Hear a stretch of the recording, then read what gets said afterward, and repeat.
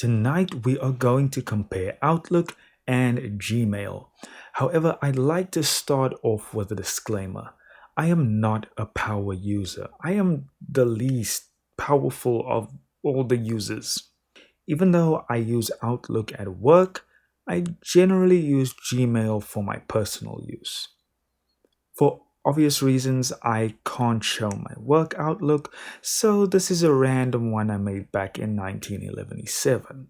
Now, let's get into the obvious similarities, starting with the fact that both are very functional and competent email services. You won't feel a severe hindrance using one or the other.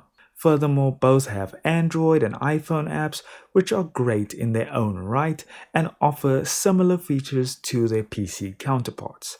So, either way you go, you can always be mobile. Both have their own suites, whereas Gmail integrates with Google Workspace, Outlook will integrate with Microsoft 365. So, therefore, integration is going to play a huge role and pushing you to either email servers. Both Microsoft 365 and Workspace will offer you a word processor, email, calendar, spreadsheets, and video conference and chat services. Keep in mind that both suites are subscription based and offer multiple payment options, which we will get back to shortly. Still sticking with similarities, both will allow you to keep things organized using either files in Outlook or labels in Gmail. Labels differ from Outlook's files as emails can have multiple labels. This way I can keep a certain mail in my inbox whilst also adding it to whichever labels I desire. Whereas with Outlook, I can only add an email to one folder. However, Outlook also has categories, which honestly function just like labels. Where I prefer the file system from Outlook again is that if I know Jason Statham sends me a bill for transportation services, then I can automatically have all this sender's emails go into a specific folder using rules. I don't know if you can do this in Gmail, and if you know how to, please share your secrets with the rest of us in the comment section. Again, this is all up to preference, but it's, in my opinion, Outlook just feels more organized.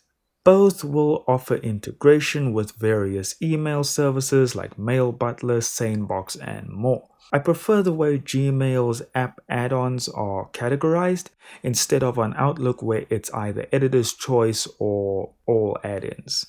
Though to be fair, if I'm generally in here, I know what I want and I'm just going to search for it instead of browsing.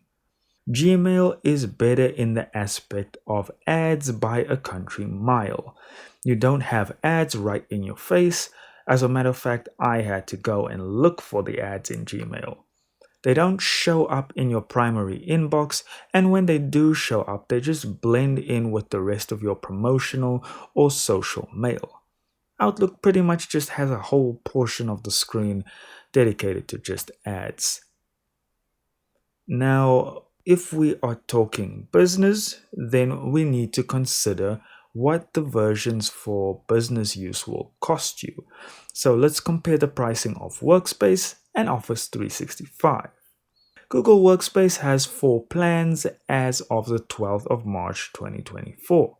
Business Starter at $5.40, Business Standard at $10.80, Business Plus at $18, and lastly, Enterprise, which will require you to speak to a Google sales rep.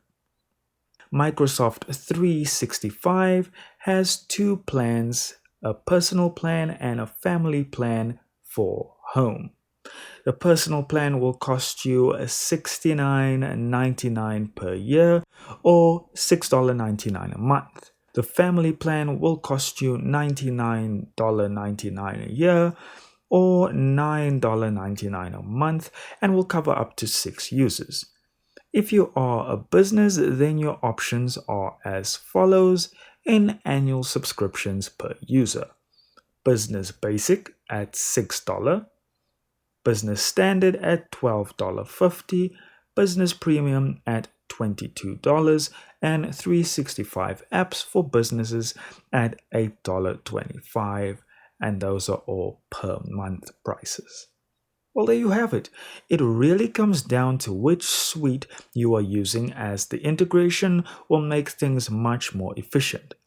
I hope you found this video helpful, and for more content like this, hit like and subscribe, and have a beautiful evening.